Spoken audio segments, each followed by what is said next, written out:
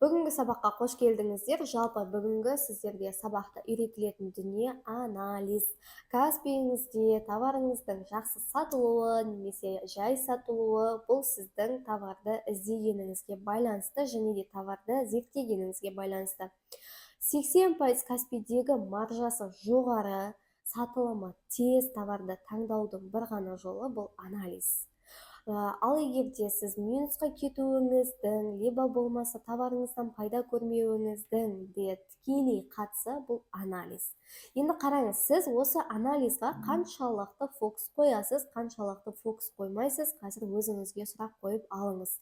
Негізінде Каспиде жақсы товар сатқыңыз келсе, маржасы жоғары зат сатқыңыз келсе, ең бірінші осы анализ стратегиясын мықтап фокусыңызды қойғаныңыз жөн. Өйткені сізді минусқа да немесе плюсқа да алып шығатын стратегияның бірі бұл анализ.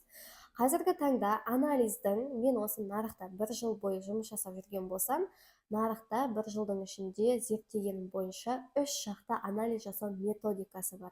Бірінші анализ жасау бұл вручной, яғни сіз өзіңіздің қолыңызбен бар жақты анализ жасап шығасыз, ал екінші анализ жасау бұл бот арқылы, үшінші анализ жасау бұл Каспидің өзіндік шығарған Excel таблицасындағы анализдер. Ал енді қазір мен сіздерге поэтапына үйрететін боламын.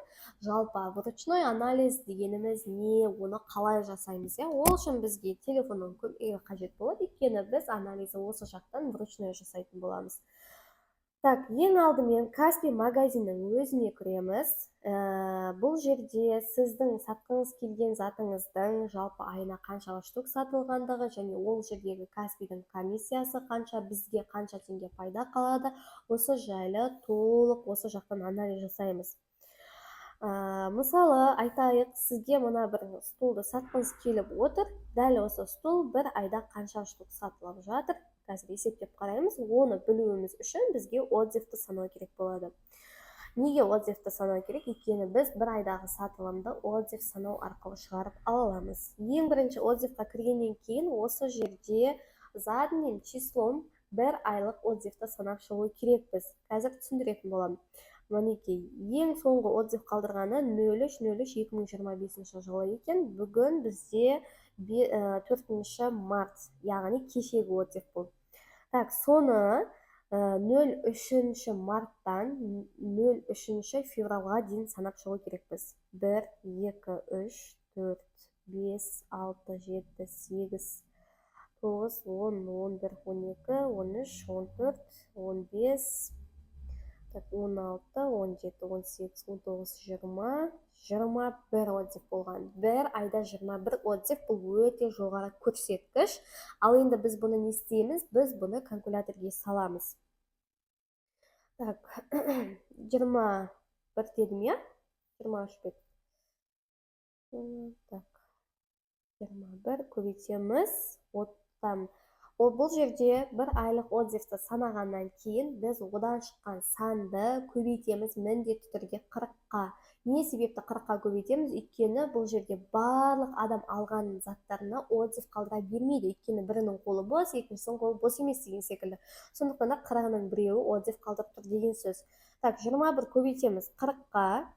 Мінеке, 840 шақты. Сонда бұл мебель бір айда 840 штук сатылып жатыр деген сөз. Енді біз осы жерде дәл осы штуктан бір айда өзіміз қанша штугын сата аламыз? Одан білу үшін осы количестводан 10%-ын минусовать етеміз. Яғни өзіміздің бір айдағы сата алатын штугымызды тура осындай методикамен вручной шығарып аламыз. Сонда мен 10%-ын алып тастағанда бұл жерде 84 штук қалып тұр. Енді мен бұны 30 күнге бөлемін. 84 бөлеміз 30 күнге тең.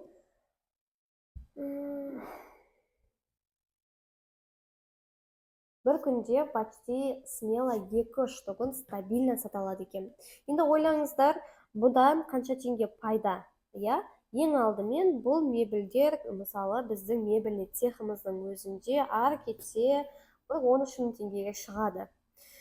Ал енді біз өзіміздің бір айда қанша штук саталатындығымызды анализ жасап алғаннан кейін, уже біз өзіміз қанша теңге пайда көре алатындығымызды шығаруымыз керек. Ол үшін ең алдымен Каспиде сатылып тұрған суммадан біз Каспидің өзіндік комиссияларын алып тастауымыз керек. Каспиде өзіндік комиссиялары бар.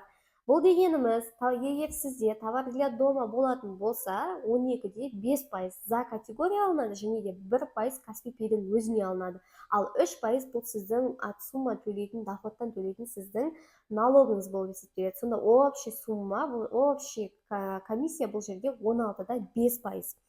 Енді бұл мебель қазір Каспиде 21.500 теңгеден сатылып тұр.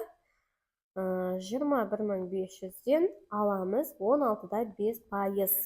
Сонда 3.547 теңге чисто комиссияға кетіп жатыр, ал одан қалғаны 17.952 теңге. Енді осы жерде ескеретін бір жайт бар. Ол, если сіздің сатып отырған затыңыз 5000 теңгеге дейін ғана болса, тогда клиент сізге 500 теңге за доставка төлейді. Ал после 5000 теңгенің заты болса, тогда сіз клиентке за доставка 500 теңге төлейсіз. Яғни сіз Каспиге төлеп бересіз деген сөз. Түсінікті болды ма? Вот, осы дүниені есепке алып отырыңыздар. Егер затыңыз 5000 теңгеден асса, минус комиссиядан кейін 500 теңге алып отырасыздар. Қазір 17.952 теңге қалды, мен бұдан аламын 500 теңге.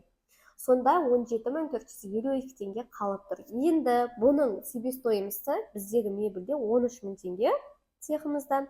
13.000 теңгені алып тастағанда менде 4.452 теңге қалып тұр. Бұл менің таза пайдам Каспиден көріп отырған.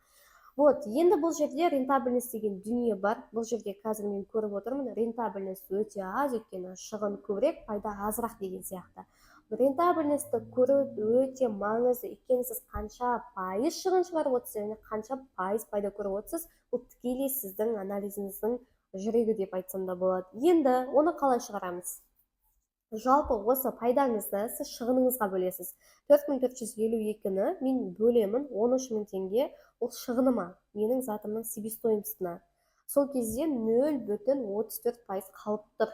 Жалпы бұл мебельде қалып тұрған. Қазір мен көріп отырған, мен сатқым келген отырған заттан 34% қалып отыр. Негізінде қараңыздар. Сіздер в наличии товарды сататын кездеріңізде кемінде рентабельності, пайдасы, маржасы 40% болғаны дұрыс. Өйткені нормальный пайда көрулеріңіз үшін. Ал егерде сіздер предзаказ, немесе қолыңызда жоқ, күте алатын заттарды сататын болсаңыздар, ондай жағдайда 80% болғаны дұрыс. Мен сіздерге вручной анализді көрсеттім. Жалпы вручной анализ бізде осылай жасалынады. Түсінікті болды деп ойлаймын. Ал енді сіздерге келесі сабақта ботпен қалай анализ жасайтындығымыз жайлы түсіндіріп өтетін боламын.